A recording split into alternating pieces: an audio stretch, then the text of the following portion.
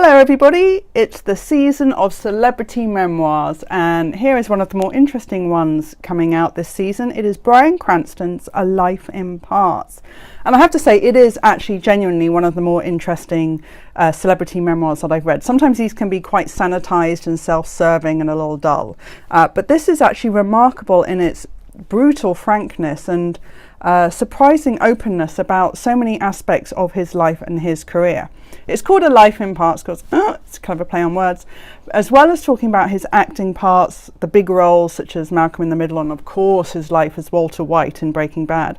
He also intersperses this with snatches from his past, scenes from his past that reveal his very difficult upbringing, his estranged relationship with his father, his mother's alcoholism, the distance between him and his siblings, even the contribution to the failure of his previous marriages and relationships.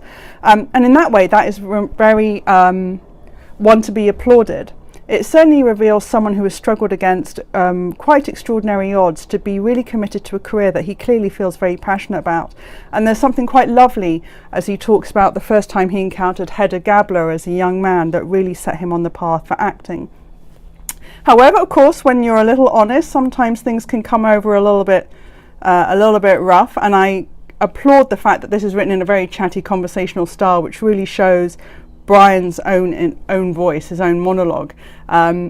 He does come across sometimes as quite difficult on set. He talks about some of the experiences he's had as an actor, and certainly that he's so committed to the role, he does sort of want his way on the set, and he's very honest about that in some cases.